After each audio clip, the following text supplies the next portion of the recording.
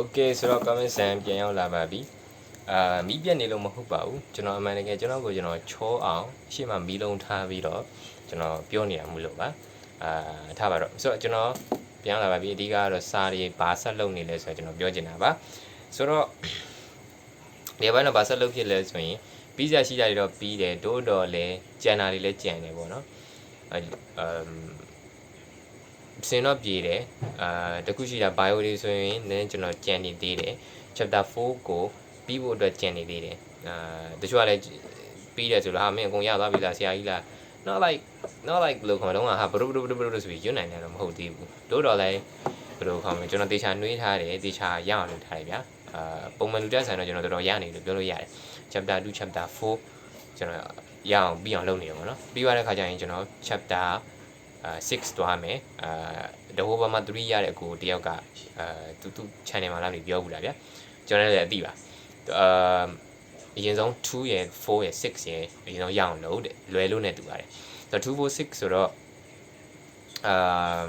့ကျွန်တော်2 4 6ကိုရအောင်လုပ်မယ်အဲ့ဒါပြီးသွားရင်တော့ကျွန်တော်6ခန်းကိုကမသေးကြဘူးကျွန်တော်6ခန်းမသွားတော့ငကတော့တော့ကျွန်တော်စဉ်းစားထားတာဒီကျောင်းမတက်ခင်ရက်ပေါင်း90ရှိတဲ့အချိန်မှာကျွန်တော်6ခန်းကိုပြီးအောင်လုပ်မယ်လို့စဉ်းစားထားတယ်ပြီးလို့ရတယ်ဒါပေမဲ့မှတ်မိမှာမဟုတ်ဘူးအဆင်မပြေဘူးဘာမှမထူဘူးဗျာဆိုတော့ကကျွန်တော်ဘယ်လိုပြောင်းလိုက်မလဲဆိုရင်ဒုတ်တာလုပ်မယ်ဒါပေမဲ့ဘယ်လိုခေါ်မလဲ3ကန်းပဲ3ကန်းပြီးသွားပြီဆိုရင်အဲ့3ကန်းကိုပဲပြီးတော့မှ like ဘယ်ညင်ထားမင်းမေးဗျာဘာနဲ့တူလဲဆိုတဲ့မှာလို့တရင်တို့ထမင်းဒါဆိုနိုင်တယ်ဗျာအဲ့လောက်အဆင့်တီကိုကျွန်တော်ရက်90ရှိတဲ့နေရာမှာကျွန်တော်သွားခြင်းနဲ့အဲ့ဒါပါပဲ3ကန်းပြီးသွားပြီဆိုရင်3ကန်းတော့ပွင့်နေပြောရင်45ရက်ပဲကြာမှာဗျာ45ဆိုအခုရက်ပေါင်း30ပြီးသွားပြီနောက်ထပ်15ရက်လောက်ဆိုရင်15ရက်20ပေါ့နော်အများဆုံးအဲ့လောက်ဆိုရင်3ကန်းပြီးပြီ3ကန်းပြီးပြီဆိုတော့ကျွန်တော်အဲ့3ကန်းကိုပဲ revise လုပ်နေလိမ့်မယ် chapter 1ဒီဒါကျွန်တော်အထင်ပြောတာပေါ့နော်ကျွန်တော်မိုင်းလည်းမားလိမ့် chapter 1ဒီဆရာမတွေတင်ပါကျောင်းတက်ရင်လည်းတင်ပါကြက်ကိုကြက်ကမဲ့အရာဖြစ်တဲ့အတွက်ကြောင့်ကျွန်တော်အလိုလိုနေနေကိုရသွားလိမ့်မယ်ကျွန်တော်ထင်တယ်အလိုလိုနေတယ်ဆိုပြအဲ့လိုတော့ပြောတာမဟုတ်ဘူးပေါ့ကြက်ကမှာဗျာသိတယ်ဆရာမတွေမေးမှာဆိုကျွန်တော်ကြက်ဖြစ်လိမ့်မယ်ကြက်ဖြစ်သွားရင်အဲ့ chapter 1ကလည်းရသွားလိမ့်မယ်ဆိုတော့ပုံစံပြောရင်ကျွန်တော်ကျောင်းမတက်ခင်လောက်ကို4ခန်းလောက်ပေါ့နော်4ခန်းလောက်ကိုကျွန်တော်ပိုင်နိုင်လောက်တဲ့အဆင့်ထိကိုကျွန်တော်ရောက်သွားခြင်းနဲ့အဲ့လောက်ပါပဲအဓိကအဲ့လောက်ပဲ this is I think a goal like achievable ဖြစ်တဲ့အကို goal လုပ်လဲထင်တယ်ပြီးသွားရင်ကျွန်တော်တို့လည်းကောင်းမယ်လို့ထင်တယ်ဆိုတော့ဟုတ်ပြီနောက်တစ်ခုကျွန်တော်ပြောချင်တာဒီစာအုပ်လေးကျွန်တော်ဒီနေ့ဝယ်လိုက်တယ်2000ပဲရှိပါတယ်ဘာလဲဆိုတော့ကျွန်တော်ပြ idea တွေတခါကျရင်ရိုက်တာဗျ idea ဆိုတာဘာလဲဆိုတော့စာပေါ့နော်ငါပေါ့စာဘက်မှာပို့ပြီးထူးချွန်အောင်ဒီခုနကျွန်တော်လိုချင်တဲ့အဆင့်ထိရောက်အောင်လိုအပ်တဲ့အရာတွေပေါ့နော်တခါကျရင်တွေးမိတယ်โอเคပွင့်နေပြောတာတော့ဟိုဘာမှဖြစ်ချင်တဲ့လူတယောက်ဒါမှမဟုတ်လေ6ပါတာပဲဆိုပါစို့6ပါတာဖြစ်ချင်တဲ့လူတယောက်ကတကယ်ချင်းနေနဲ့အဲ့လိုကြီးစကားပြောနေလို့မရ characteristic တွေရှိတယ်ပေါ့နော်ဒါတွေးကြည့်လိုက်တဲ့နေရာရပွင့်နေပြောနည်းနည်းစာချဘိုးဖြစ်နေရမယ်ဆိုတော့လောက်ကောင်းမယ်အဲ့လိုပေါ့နော်အတွေးလေးတွေရတယ်ဗျာငါဒါလေးတွေပြင်သင့်တယ်ဆိုတဲ့အရာလေးကျွန်တော်တွေးမိတယ်သိမိတယ်ပေါ့နော်အဲ့ခါကျရင်ကျွန်တော်မေ့သွားမှာဆိုလို့ဒီစာအုပ်ထဲမှာကျွန်တော်ရေးထားမယ်ဒီစာအုပ်ကတီးတန်းစာကျွန်တော်ကျောင်းစာမှာအဆင်ပြေအောင်ကျွန်တော်ပြန်ဖတ်လို့ရအောင်ပေါ့နော်မင်းဒါမလုပ်တင်ကွာဒါတော့လုပ်တင်တယ်ကွာဆိုတာလေးတွေကျွန်တော်ရေးထားမယ်စာအုပ်ဖြစ်ပါတယ်ဆိုတော့ဘာမှတော့မေးရသေးပါဘူးကျွန်တော်အဲ့ဒါလေးရေးရမှာဒီထဲမှာဆိုရင်ကျွန်တော်ဒီလက်တလောမှတည်သွားတာပါလဲဆိုတော့စာမေးပွဲနီးပြီဆိုရင်စာမေးပွဲဆိုတာဒီအခုကြောက်ကြည့်ရှင်မှာဆိုကျွန်တော်စာမေးပွဲဖြေရတယ်ဗျာအခုဆိုရင် physics လာပြီ chapter 1ဖြေရပြီဖြေပြီးပါပြီပေါ့နော်ဆိုတော့ကျွန်တော် objective တွေအတွက်ကိုအဓိကအားဖြင့် objective တွေကိုတေးချာကိုပေါ့နော်ကြိုပြီးတော့ဖတ်ထားတင်တယ်အရင်ကတည်းကစောကြီးကတည်းကဒါမှနေတိုင်းနီးပါပေါ့ဗျာနေတိုင်းနီးပါတဲ့မှာမသိရင်ပုံမှန်စာအုပ်ဖတ်နေတယ်လို့ဖတ်နေတာဗျာအဲ့လိုလေးဖတ်တင်တယ်အကိုကြီးတွေကလည်းဖတ်လို့ပြောတယ် guide ကိုကြီးတွေကလည်းဆိုတော့ကျွန်တော်ဖတ်မယ်အဲ့ဒါလေးသိလိုက်တယ်ဘာကြောင့်လဲဆိုတော့ဆောင်းဝဲဖြေတဲ့အခါမှာကျွန်တော်အဲ့ဒါတတ်တွေ့တယ်ဗျာသိတယ်မှာမရဘူးတော့မဟုတ်ဘူးဒီတစ်ခေါက်ကကန်ကောင်းလို့ကျွန်တော်ဘယ်လိုခေါ်မလဲ objective မေးခွန်းတွေရှိတယ်ဗျအဲ objective မေးခွန်းတွေကျွန်တော် line ပေါ်မှာကြည့်ထားလို့ဒေါက်တာ Vince ရဲ့ဟာလားမသိကြည့်ထားလို့ကျွန်တော်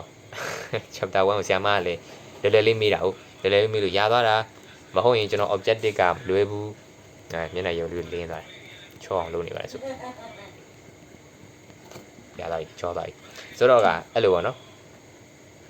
အဲ့လိုမျိုးဟာလေးတွေကျွန်တော်သိရတယ်ဆိုတော့အဲ့ဟာလေးတွေကျွန်တော်ဒီစာအုပ်မှာရေးထားမယ်yeah that's it you know ပြီးတော့နောက်တစ်ခုကဘာဖြစ်လဲဆိုတော့ဒါလေးရှိတော့လေကောင်းတာပေါ့နော်ကျွန်တော်နောက်ကြရင်ကျွန်တော်ဒီလိုပြန် share လို့ရတယ်ပေါ့ကျွန်တော်ဒါတခုခုအောင်မြင်တဲ့နေရာရောက်ခဲ့ရင်ပေါ့ so yeah that's it sometimes like ဘယ်လိုခေါ်မလဲ the whole Burma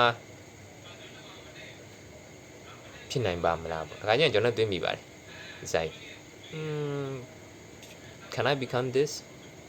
အဲ့လိုတွေးကြည့်တဲ့အခါကျရင်ကျွန်တော်ကောင်းတဲ့ဘက်ကပြန်တွေးကြည့်လိုက်တယ်ကောင်းတဲ့ဘက်ကဘာပြန်တွေးကြည့်လိုက်လဲဆိုရင် okay ဖြစ်တာမဖြစ်တာအပဒါအရင်ဆုံးဖြစ်ချင်တယ်ပဲဆိုပါစို့မင်းဖြစ်ချင်တယ်ဆိုရင်ဟုတ်ပြီတော့ဘာမှဖြစ်မဲ့လူတွေကဘယ်လိုပုံစံမျိုးနေလဲတေချာတော့ဟဲ့အောင်ရေးမင်းတခြားတွေလောက်ကြီးလုံးမနေဘူးစားလုံးနေတယ်ကျွန်တော်ဆိုပုံစံဆုံးပြောတာကျွန်တော်ဝန်ခံနေကျွန်တော်တခြားတွေတိတ်လို့ဒါကဘယ်လိုခေါ်မလို့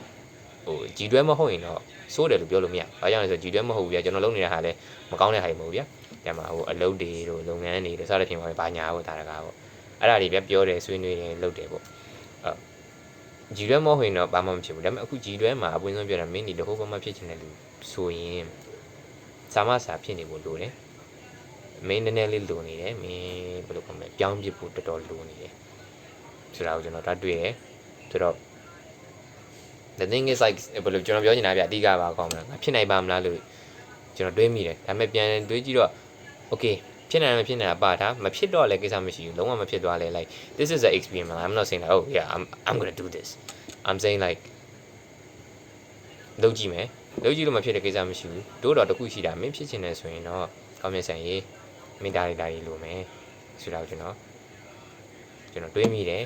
အတွက်ကြောင့်ဒီအုံးမှာရေးထားပါမယ်ဆိုတာကိုပြောကြရင်းနဲ့ဒီအုံးချောရပါတယ်ခင်ဗျာဟုတ်ပါတယ်အနောက်ကကျွန်တော်ရဲ့အဖွားပါဆုံးသွားပါပြီဟိုနောက်ကကျွန်တော်ပါကြားနေနဲ့ရိုက်ထားတာပါကျွန်တော်တင်းလာဆိုကြားနေဟိုနောက်ကလည်းကျွန်တော်ပါပဲဒီဘဝကြတော့ကျွန်တော်အဖေနဲ့အမေကဒါကကျွန်တော်အဖိုးတွေနဲ့အမေနဲ့ဘွဲယူတော့ပါဒါကဖယားစင်ပါ yeah that's it bye bye and yep today is my rest day ကျွန်တော်ပြောဖို့အဲ့ဒါတော့မေးရတယ်ဒီနေ့အမှန်တကယ်ကျွန်တော်နားတွေနောက်ပိုင်းကျတော့ကျွန်တော်နားတွေရှုပ်ရင်ကောင်းမယ်ဘာလို့လဲဆိုတော့ like today like I don't really feel like resting because like it's just too okay ဒါမှဒီနေ့ဆိုပြန်ကျွန်တော်နားတော့မနာချင်ဒါနောက်ရရှိအောင်နားလိုက်ပါဦးမယ်ဒါပေမဲ့နောက်ကျရင်တော့ကျွန်တော်ဘယ်လိုပြောမလဲနားရက်လေးတွေရှော့ယူအောင်မယ်ဘာကြောင့်လဲဆိုတော့